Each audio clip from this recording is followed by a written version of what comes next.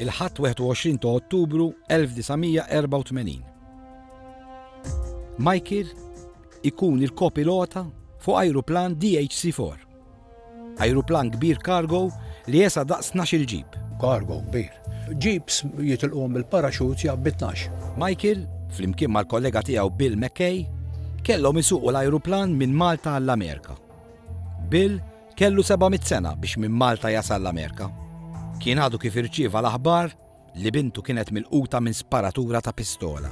Mal-lejl da irċieva telegramma illi t-tifla tiegħu was hurt with a gunshot wound u ma kienx jaf ġarala. Qabel jitilqu jiċċekkjaw it-temp. Mal-temp kbir. Xinġi lura bir-rapport tat-temp il-Bill għatlu how is it going to be, Bill? Għalli it's going to be very, very rough għalli. Michael jinsisti ma' Bill li aħjar jistennew il-maltemp jgħaddi. Għajt ninsisti li ma morrux kista jkun id-dilejjaw ġurnata, għax bdejt niddejjaq il-maltemp li kien hemm għax vera kien hemm il-maltemp. Bill jinsisti ma' Michael li jissugrawa. L-aħbar tat-tifla feruta ħallitu fuq ix-xwieg. Telqu. Tallajneħ flimkien bħal speċi u tiġi stable u mbagħad autopilots ma jeżistux fuq dak l-ajruplani, ġifieri kollox manwal. U sejrin lejvalejt jew kors.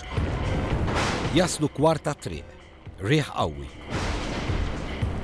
Għajna nissaraw ġol mal-temp, dejna nuqalew il-fuq biex nippruvaw nsibu livell fejn ir-riħ ma jekk daqshekk.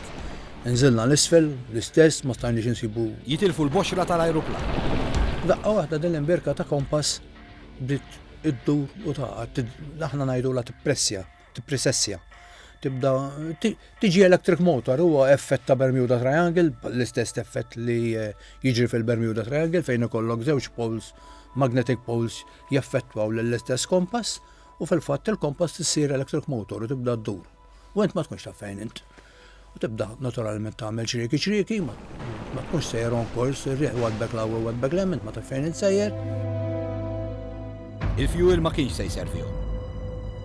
Ippruvaw jagħmlu kuntatt bir-radju iżda kien għadhom il-bot wisq biex ir-radju jasal. Michael beda jibgħat il-Mayday li jfisser li l-ajruplan wasal biex jikraxxa. U jien bejn bil-panik u bejn forsi mhux għax ippanikjajt imma għax ma kienx qed nippanikjajt xejn. Bdejt kultant nitfa' waħda Mayday bil-mod għax kont naf li x'in għamilt il-calculations tiegħi li there's no way illi ma konna se naslu. Michael jitfi magna minnhom biex jifrankaw il-fuel. Tfejna magna waħda minnhom biex nippruvaw kemm jista' jkun insalvaw il-fuel. U għatlu we're about to ditch, I would believe. Ma kienx baqgħna il-fuel gauges kienu diġà qegħdin empty. Sadattant kienu saru t-tlieta ta' filgħodu, jiġifieri pitch darkness naraw bis-sajjetti biżda, jiġifieri. L-aeroplan mhux just flying, tiela jsejjerek mal-temp għax ġo mal-tempata. X'in tibda taħbad anke ma sab qed iħbad ma' ħajt kultant dak it-tip ta' aeroplan. Riħ qawwi ħafna. L-unika ħaġa li Michael u Bill kien fadlilhom huwa li jkraxxjaw l-ajruplan fil-baħar f'nofs l-Oċean Atlantiku. Għandek x'magni taf li qiegħed fuq il-baħar, ħad tipprova twadbu fil-baħar u ħad tikkraxxjah fl-ilma. Mbagħad għajna li jeżlinek, allura minti meta tkun dak it-tip ta' għolli biex iżommu kemm jista' jkun flying, gliding, kemm jista' jkun għal-volja bla magni li tagħmel biex tiggejnja l-airspeed ta' rasek daqsxejn waħda l-isfel, tiggejnja l-airspeed u terġa' terfalu in-nose il fuq biex jerġa' jigglidja fuq dik l-airspeed. X'in tibda titlifha inti ikun se jistolja l-ajruplan jerġa' jibda sejjerek, sarħila li kien mal-temp qawwi immens, imma tipprova tagħmel mill-aħjar li tista'. L-ajruplan jibda jikkraxxja fil-baħar. Għall-ewwel imissma l-ilma u jerġa' jinqata' ftit il fuq. L-ajruplan jerġa' jmissma l-ilma. Michael jilmaħ mewġa kbira ġejja lihom li qaċtet il-ġwienaħ tal-lemin. L-ajruplan jieqaf. Il-mewġ kien qawwi immens, kien hemm mewġ bis-siġerat qatt ma rajt bħalu jien. U għala folja kien bil-lejl imma ma stajx nimmaġina x'nsib qudiemi.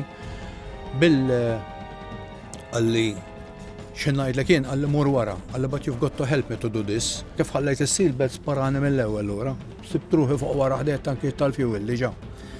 Ma nafx kif il-ħaqt, l-aħħar ħaġa l-ħaqt għamil dawart id-dingi ma jdejja u l-ajruplan kien għadu qiegħed jibbawnsja fuq il-baħar sejjerek jiġifieri dak il-ħin waħdu. U Inqasam l-ajruplan niftakar l-ilma dieħelek mal-ġem tqaċċat il-ġewla minn naħa l-oħra, ġiet mewġa minn ġewwa. Michael itir mill-ajruplan għall-baħar. Kif sibt il-krek, ħriġt minn ġo dak il-krek, mhux jien, ħriġt il-bambija ħriġni minn hemm bid-dingi marbut ma' jdejja. L-ajruplan jinqasam fit-tlieta. Michael kellu xi kustilji miksurin, siequ miksura u ferita kbira f'rasu. L-ilma kiesa ħsilġ, beda jtaffilu l-uġieħ. Michael ma jafx jew. Insomma, beda jkaxkarni, il-mewġ jinnajad bil. L-ajruplan jereq f'nofs l-Oċean Atlantiku. L-ajruplan jereq mill-ewwel. Within 7 seconds kien diġà taħt l-ilma jimma. Issa l-ħin it-tlieta ta' filgħodu. Michael kien bla saħħa. Jieħu nofsija biex jiftaħ ir-raft.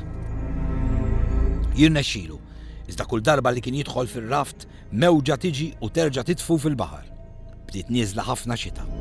Il-mewġ kien tant għoli hekk illi xembdiet tieqa fix-xita ma nħossniex għadha qed nixxarrab bil-Malti bl-ilma tax-xita. Inkun tiela mal-mewġa hekk fil-fatt, mbagħad jitfani għal isfel u waqani għal isfel kull darba xi 20-30 feet drop kull darba nitgerbeb ġol ilma. Għamilt ħin twilek, ġifieri mhix it-tlieta ta' filgħodu, naħseb li għamilt xi 5 ta' filgħodu se jerfdi l-proċedura. Issa Michael kien ilu 6 sigħat f'nofs ta' baħar. Xi 7:30 ta' filgħodu, bdejt nisma' l-ajruplani ma minni nara xejn. Nismagħhom imma ma narahomx. U fil-fatt kienu dawn l-Orions li ġew ifittxuni. Kienu jibda jbexbex, kien ċpar, ix-xita kienet waqfet imma l-baħar kien għadu raff immens. F'daqqa waħda jilmaħ vapur kbir ġej biex isalvah. Niżlu l-lifeboats minn fuqu biex jiġu jsalvaw lili. Jifqawlu r-raft u jtellaw fuq il-vapur. Tellawni fuq il-vapur, tawn il-morfin hemmhekk, terter bil-bart kelli għad minn kisser kollu u rasi u saqajja. U bat messaġġ minn fuq il-vapur li kellna accident insomma u jinsalvajt bil-għadhom qed ifittxuh. L-dewa sal Malta l-messaġġ insomma. Ftakar mamma tiegħi qalula li waqgħda xejn biex ma jinkwetaw ilha. Michael fl-istretcher jittella fuq il-helikopter fi triqtu lejn l-isptar. Il-helikopter jitqaċtulu partijiet mill-iskru. U ma witellawni, il-baħar kien għadu bl-istakkatura. L-ċeferi li kien hemm fuq il-vapura u fuq l-arblu, waqt li jinti għal-amdendelek, daħal ġol prop tal-helikopter. Għabadulu, għattaħħulu biċċiet. Għax il-vapur tal-għu il-helikopter kien għadu fl-istess post, kien hemm stakkatura qawwija. Il-helikopter issa kellu l-ħsara. Reġa' manuvra ftit, telaw niżelek, għamel ftit manuvers biex jiċċekkja ekkux għandux kollox sew, il-helikopter, għallhom okay, I will take him. Reġa' reġaw tellawni u successful mission biex ngħidlek tellawni, żemmewni mal-ġem tal-helikopter għaddaħlu ġewwa. U konna sejrin biex ħejħdu Victoria General Hospital. Michael jirrakonta kif issa anke l-helikopter li kienet isalvah kien se jikraxxja wkoll. Fuq il-helikopter kien hemm paniku kbir.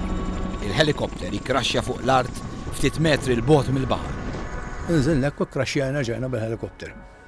Iżġedor, 15 feet il-bogħod mix-shoreline. Il-helikopter jinqasam fit-tnejn. Qasam biex tgħinek. Il-Kanadiżi bdew jgħidu li għamel emergency landing imma infatti it was written off wara ma setax jirranġaw, ma reġgħux jirranġaw wara. Ma daqqa il-kustilji miksurin li kellu Michael jolqtulu l-pulmun. Michael jintilef minn sensieħ.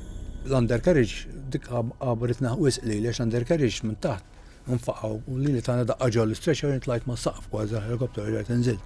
Inqata' il-fasteners li kienu qed iżommu lili jiġifieri u weġġew xi 3 jew 4 oħra u wieħed ċarrat idejh mar-radio panel niftakar imma mbagħad ħajpass daft, ma niftakar xejn iżjed jien.